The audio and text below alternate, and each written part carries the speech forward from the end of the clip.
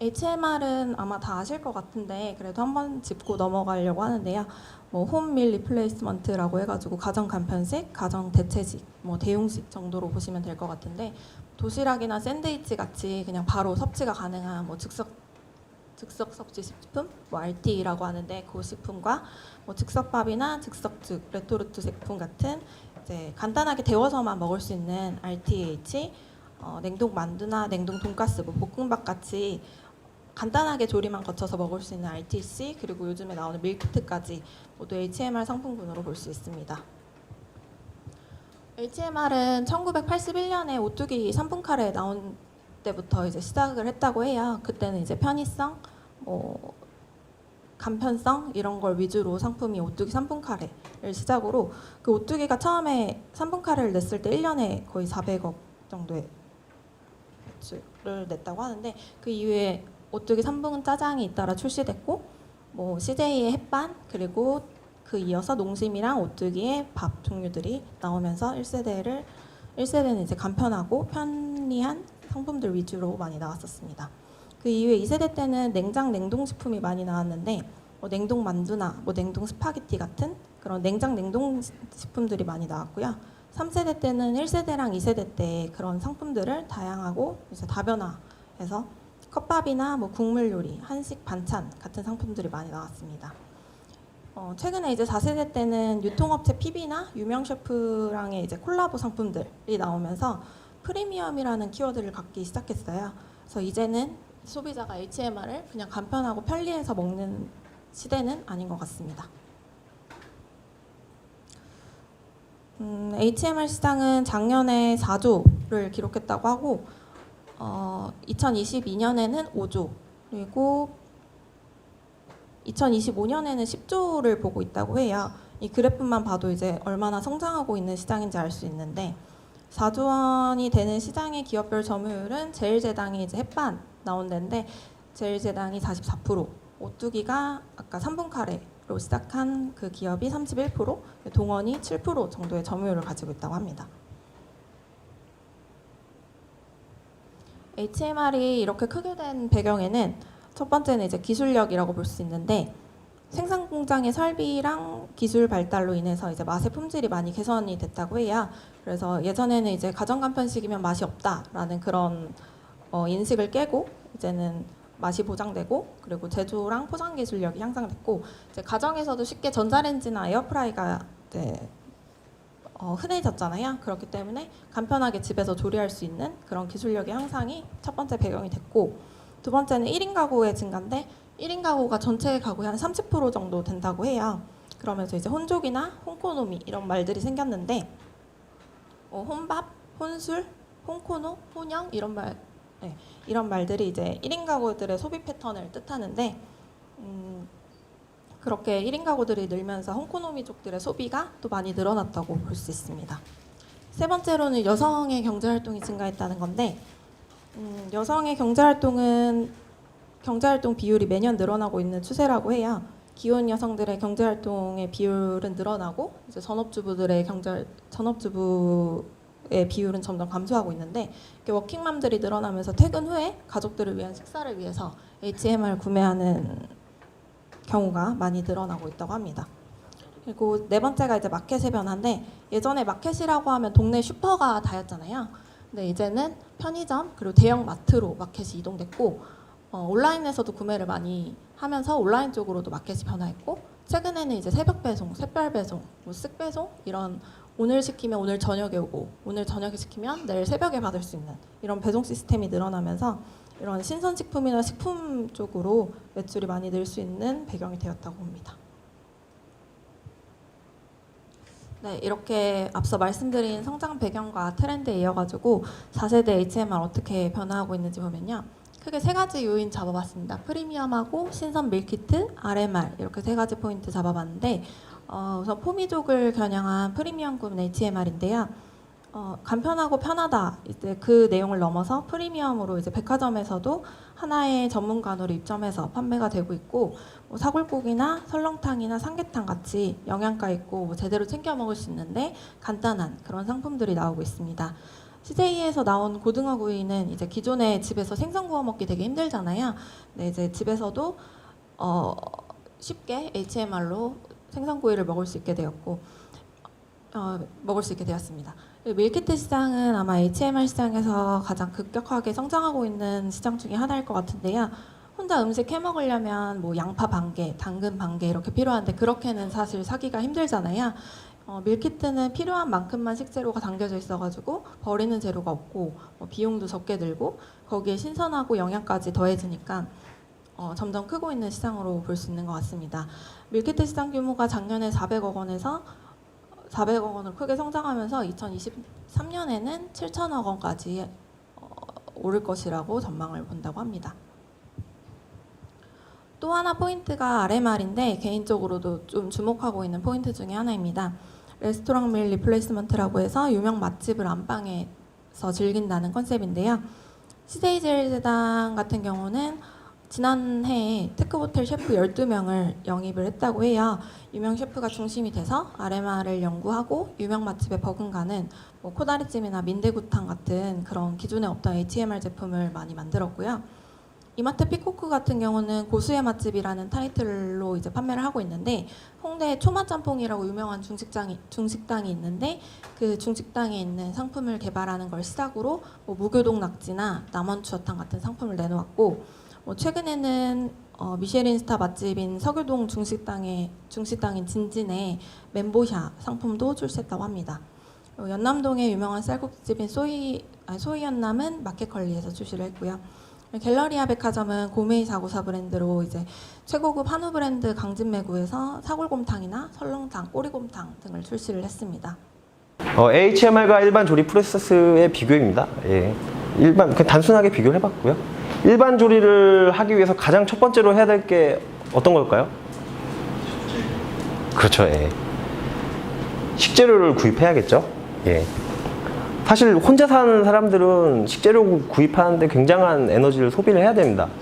마트에 가면은 애호박 하나에 1,000원이에요. 저도 혼자 살아봐서 알거든요. 예. 감자 조금 큰 거 주먹 감자 정도 되는 게 두 알에 1,500원, 1,000원 이 정도 하죠. 예. 그렇다고 이걸 이마트까지 아니면 시장까지 가서 시간을 내서 사기란 굉장히 여력이 붙이죠. 예. 그 다음에 식재료를 손질해야 됩니다. 예. 짜투리도 남고요. 시간도 오래 걸리고요. 손도 많이 가고요. 귀찮죠? 예. 그 다음에 이제 조리를 합니다. 예. 맛있게 볶죠. 예. 그 다음에 먹방을 찍습니다. 예. 맛있어서 저 표정이 나오는 건지. 예. 예, 그 다음에 정리를 합니다. 근데 사실 정리가 정말 귀찮아요. 예. 아파트에 사시는 분들은 그냥 바로 음식물 쓰레기통에 이제 버리시면 되는데 또 근린시설 하시는 연립주택이라든지 이런 데 사시는 분들은 또 음식물 쓰레기통을, 그 봉지를 구매해서 또 그걸 넣어야 되는 불편함이 있고요. 하지만 이에 비해서 HMR은 그냥 마트에서 구매를 하면 됩니다. 보관도 용이하고요. 유통기한도 다소 긴 편입니다. 예. 그리고 가열 또는 조리를 하면 되고요. 그리고 바로 섭취를 하면 됩니다. 예. 조리 과정 및 시간의 단축할 수 있는 편익이 있죠. HMR의 세부 종류로는 RTE, RTC, RTH, RTP 이렇게 4가지가 있는데요. 레디 투 잇, 즉시 섭취가 가능하도록 만들어진 음식이고요. 레디 투 쿡, 간단한 조리 후 섭취가 가능한 음식입니다. 그리고 RTH, 전자레인지에서 가열 후 섭취가 가능한 음식이고요. RTP, 재료를 씻고 다듬어 놓은 원물입니다. 이제 이거를 사례를 통해서 확인을 해보겠습니다. 레디 투 잇, 바로 먹을 수 있는 제품들이죠. 통조림류, 푸딩, 샐러드, 그리고 삼각김밥 대표적이죠. 그리고 요즘에는 반찬 가게 또는 델리 매장에서 백화점이나 유통점에서 원팩 패키지로 트레이로 판매하는 제품들도 다 HMR의 RTE 품목에 속하고요. 그리고 그렇습니다. RTC입니다. 간단한 조리 후 섭취가 가능한 음식들인데요. 저희 제품들 함박스테이크나 육가공유, 볶음밥, 그리고 만두들, 그리고 우리나라는 좀 독특하게 서양은 육가공유에 치우쳐져 있는데 우리나라는 탕찌개류가 요즘에 이제 급속도로 발전하고 있죠. 예, 그런 특이점이 있습니다. 레디 투 힛, 예, 잘 아시다시피 이제 오뚜기 3분 카레나 뭐 기타 군대 어디죠? 군대 그 매점에서 판매하는 뭐 이렇게 볶음 뭐 짜장면 뭐 핫도그 이런 것들. 그 RTP는 뭐 요즘에 정립이 된 거라고 하는데요. 예. 뭐 다진 마늘 소분화 해가지고 얼린 것들, 뭐 깐 생강 뭐 이런 것들, 예, 이런 것들 이 RTP라고 부르고 있습니다.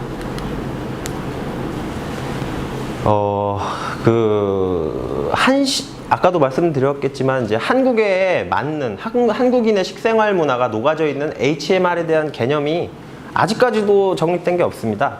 예, 그래서 이제 이것을 좀 정립을 하기 위해서 개념을 발표한 최성식 선생님이 계시는데요.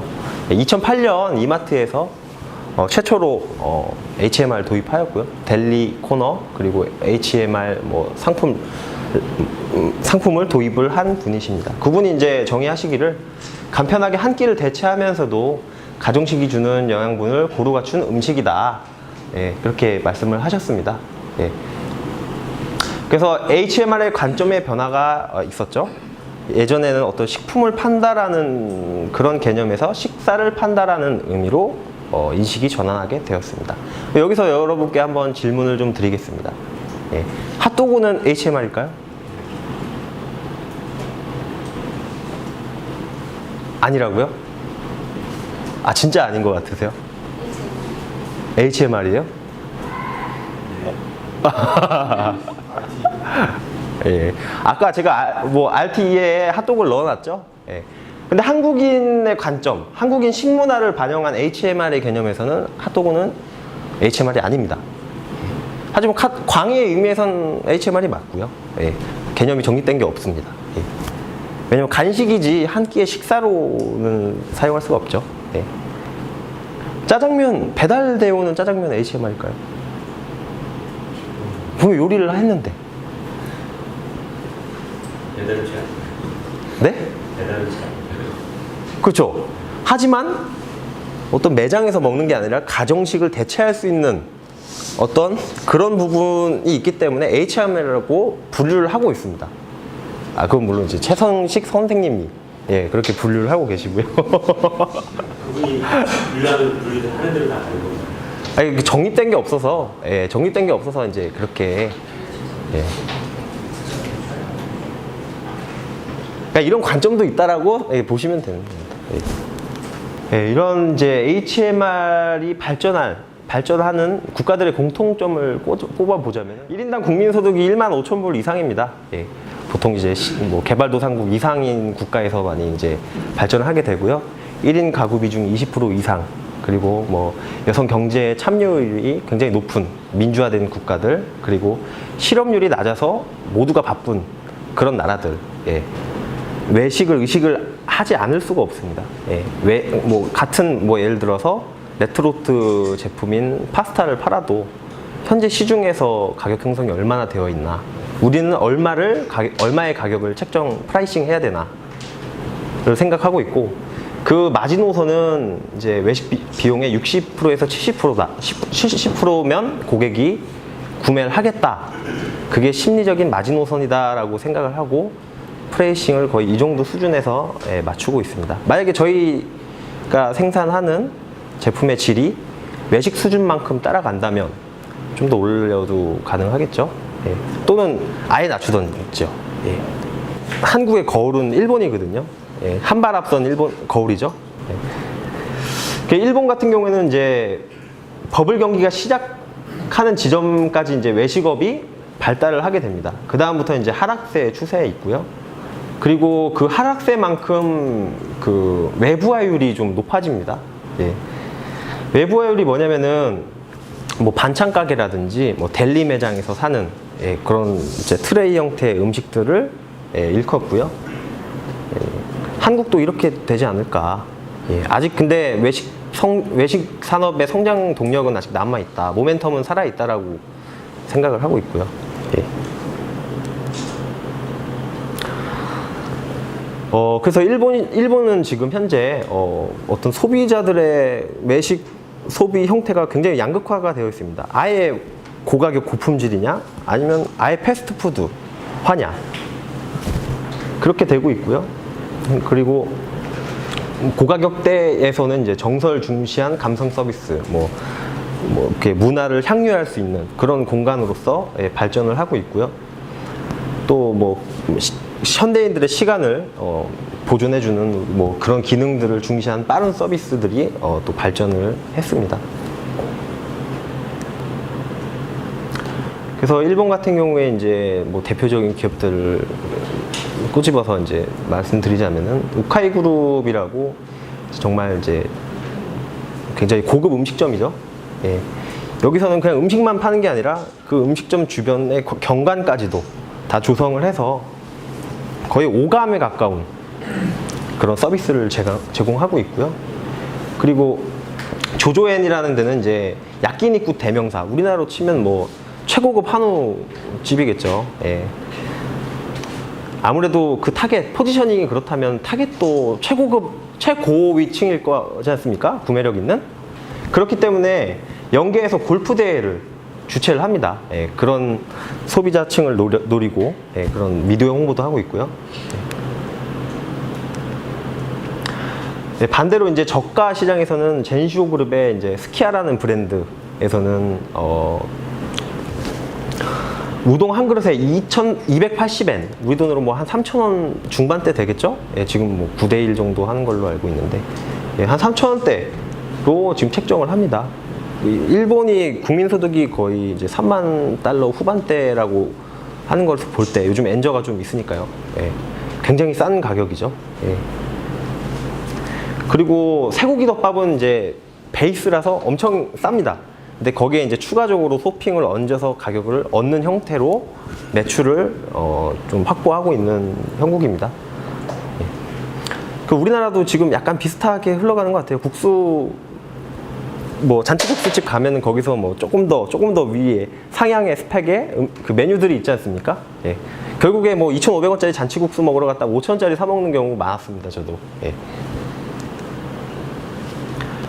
그리고 보통 이제 아무래도 이익률이 떨어지기 때문에 어떻게 해서든 이제 뭐 이렇게 흘러가는 소비자들을 잡기 위해서 런치 도시락을 판매를 합니다. 예. 요런 런치 도시락은 뭐 해자 도시락이나 뭐 요런 것들이 아니라 진짜 그 업체 고유의 아이덴티티를 반영한 도시락들이고요. 예.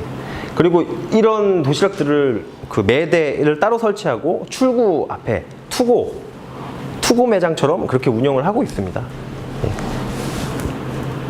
그리고 트렌드는 이제 소분화 판매, 다품종 소분화, 예. 소분화해서 이제 판매를 하고 있고요. 예, 요런 디저트류도 많이 껴서 판매를 하고 있고요. 예. 그리고 감성 마케팅을 많이 하고 있죠. 예. 똑같이 뭐 예를 들어서 뭐 김치볶음밥 위에 봄이다 하면 벚꽃을 올려놓는다든지, 겨울이다 이러면 뭐 예로 무로 눈사람을 만든다든지 뭐 이런 식으로 해서 좀 이렇게 데코레이션을 해서 고객들에게 재미를 주는 그런 마케팅을 하고 있습니다. HMR을 적으로만 보지 말고 동침하라고 말씀드리고 싶습니다. 예. 단순히 이제 방금 설명드린 HMR을 적이라고 생각하지 마시고요. 이걸 활용할 수 있는 부분이 굉장히 많거든요. 프랜차이즈에서도 이미 여기 계신 그 업체분들과 거래를 하고 있는 경우도 많아요. 예.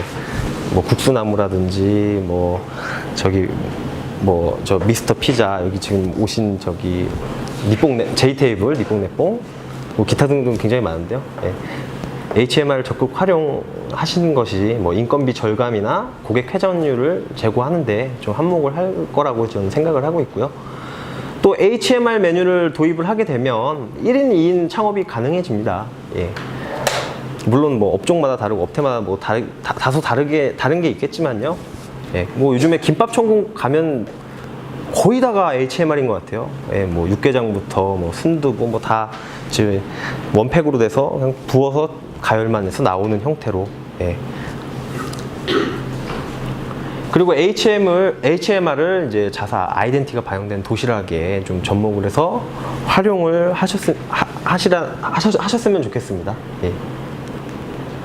여기 보시면 이제 포장 방법 진화인데요. 2015년하고 2016년도 이렇게 보시면 어떤 차이 느껴지세요? 여기서 가장 저기한 거는 여기에 칸이 나눠져 있죠. 여기는 지금 원트레이에 다 겹쳐서 쌌습니다. 이 경우에 보면 예전에 그냥 판매가 됐습니다. 근데 계속 이게 나오는 얘기가 위생적으로 깔끔하지 않기 때문에 구매하고 싶어도 하기 싫어지는 거예요.